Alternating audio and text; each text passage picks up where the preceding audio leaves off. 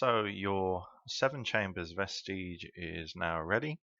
As discussed, that's installed with a Plector Labs Pico Crumble V2 Lite, a modified kill switch, or a single pole double throw sliding switch, 23.7mm 2-watt 4-ohm bass speaker, which is nice and loud, and the open source 7 Chambers chassis.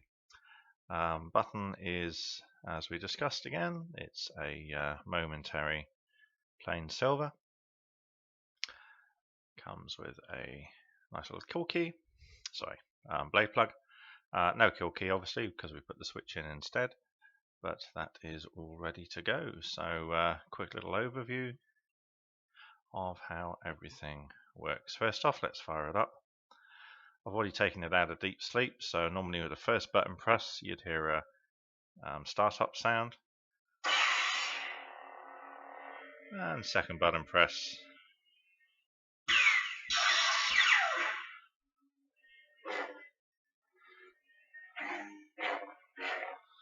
that is working very nicely. Long press to turn off. So we will remove the pommel. Actually, I just remove my ring. Don't tell the wife. Always do that when working with metal. Okay, so we have the pommel there. Now the chassis, I think I told you, once we put the battery in, it kind of padded out a little bit. So I've shaved it down to a nice friction fit. So when the chassis is in the Sabre, there's no lateral movement, no shake. It's actually quite a tight little fit in there. But obviously the tolerances are such that you can just shake out the chassis for access. Now when pulling out the chassis, you can pretty much take this all the way out. The wires are coiled up there. I'm not going to pull them any further at the moment, but with a bit of wiggling obviously you can take the entire chassis out. Okay, but just for the operational purposes, this is all we need. So what we have here is the speaker, little momentary switch on the board, 18650 battery. That's all nicely fitted in there. All of the wiring is below board for a nice clean look. I discussed the use of hot glue with you, and as I said, I think it's used in the right places and in moderation. It's a cool little godsend. So what we've done here, just to reinforce the switch on the board, is just popped a little bit of hot glue there.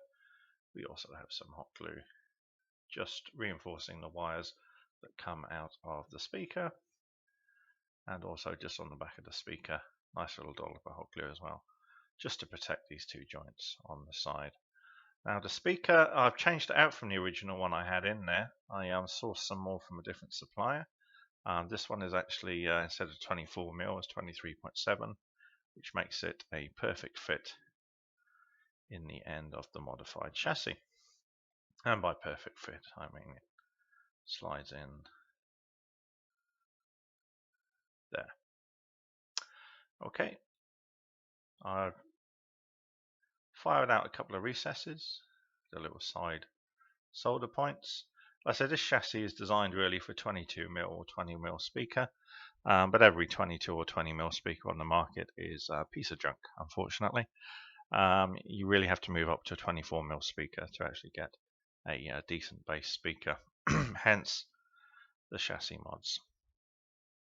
Okay, and that's pretty much the only 3 pieces of hot glue on the chassis. Actually, tell a lie, there's number 4. Just under there, there's a tiny little blob just next to the JST quick connect, which is used to hook up the switch. But for operational purposes, that's pretty much as far as you need to take the chassis out. Okay, so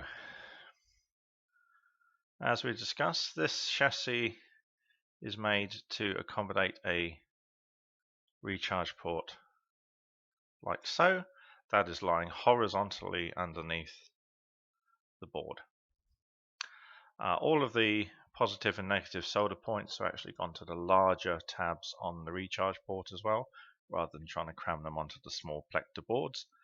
I personally think the plector boards have quite small contact points, so I avoid using the actual contact points on the board as much as possible, trying to move most of the positive and negative, the bulk of those wires actually onto the tabs on the recharge port.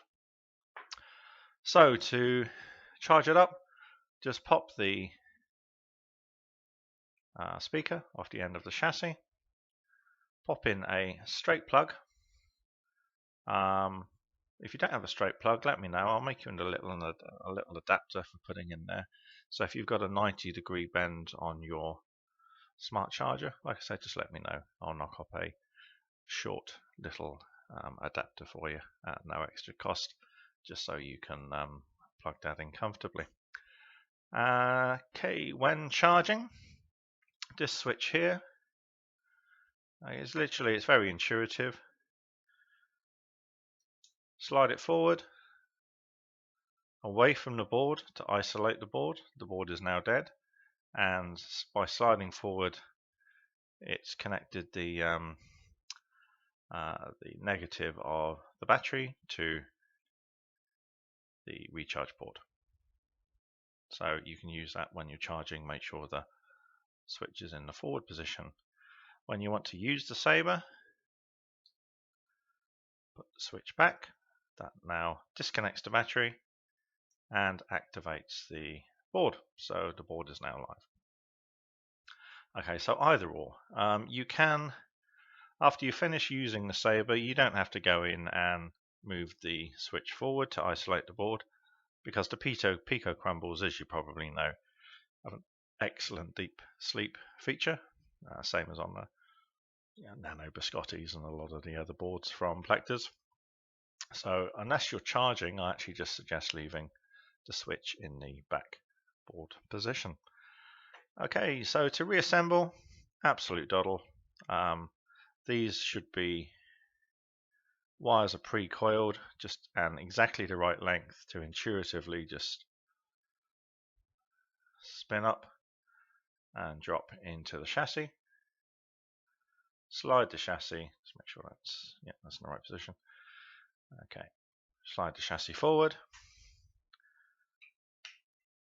and then just push it the rest of the way in by screwing in the pommel. And that's it. That's the startup sound. The board is now live. Okay, I won't go through the steps of changing the colors on this video, because that's well documented on YouTube already. But essentially, when the saber is in deep sleep, which you can actually achieve by leaving it for 5 minutes, or by going in, flicking the switch to the charge position and then back to the board position, you cycle through the colors on the RGB simply by holding the main button down for a few seconds until you hear a beep, and then each click on the button will cycle through one of, I think it's about 15 or 16 colors you get with the RGB. Okay, so that's it, a 7 Chambers Vestige with a lovely little Pico Crumble. Nice bass speaker, as you can hear, got a really good rumble to it. And as far as I see, that is all nicely set up and ready to go. Just let me know if you want that extension for your smart charger. I've got a couple of parts that I picked up yesterday just in case, and I will knock one of those up for you. Otherwise, it's all ready for its new home just over the ditch in Australia. Okay, thanks, Barry. Just let me know when you're ready to ship. Okay, bye-bye.